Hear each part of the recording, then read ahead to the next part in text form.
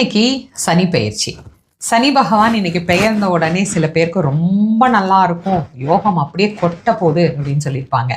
சில பேருக்கு சுமாராக தான் இருக்கும் அப்படின்னு சொல்லியிருப்பாங்க. சில பேருக்கு பார்த்தீங்கன்னா நீங்கள் ரொம்ப கவனமாக இருக்கணும் அப்படின்னு சொல்லியிருப்பாங்க. அதை நினச்சி உங்களுக்கு மனசுக்குள்ள ஏதாவது ஒரு சின்ன நெருடல் இருக்குது அப்படின்னா அதுக்காகத்தான் இந்த பதிவு.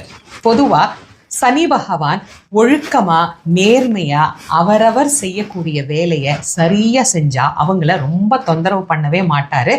இது ஆஞ்சநேய சுவாமிகளினுடைய வரலாற்றிலிருந்தே நம்ம தெரிஞ்சுக்கலாம். இதையும் தாண்டி நமக்கு சனி பகவானுடைய தொல்லை ரொம்ப நிறைய இருக்கு அப்படின்னு நினைச்சு பயப்படுறீங்களா?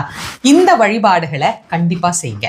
நான் எப்போதும் சொல்லக்கூடியதுதான். நீங்க சிவனை வழிபாடு பண்றீங்க அப்படின்னா மாசில் வீணையும் மாலை மதியமும் அப்படின்னு ஆரம்பிக்கிற பதிகமும், வேயிறு தோழி பங்கன் விடமுண்ட கண்டன் அப்படிங்கிற பதிகமும் பாராயணம் பண்ணுங்க.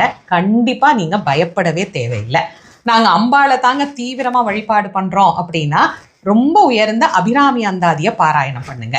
முருகனை தாங்க நாங்கள் வழிபாடு பண்ணுறோம் அப்படின்னா நான் பல முறை சொல்லியிருக்கேன், நாள் என் செய்யும் வினைதான் என் செய்யும் என்னை நாடி வந்த கோள் என் செய்யும் அப்படிங்கிறத தைரியமாக படிங்க.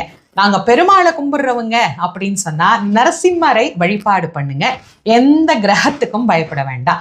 உங்களுக்கு எந்த தெய்வம் இஷ்டமோ அந்த தெய்வத்தை உண்மையா அன்பா பக்தியோட வழிபட்டு ஏழை எளிய மக்களுக்கு தான தர்மங்களை செஞ்சு, குறிப்பா அன்னதானம் செஞ்சு, சனீஸ்வர பகவானே என் வேலையை நான் சரியா செய்கிறேன், என்னை ரொம்ப தொந்தரவு பண்ணாதீங்க அப்படின்னு அவர்கிட்டையும் சொல்லிட்டு இறைவன் மேல முழுமையான நம்பிக்கை வச்சு வழிபாடு பண்ணுங்க.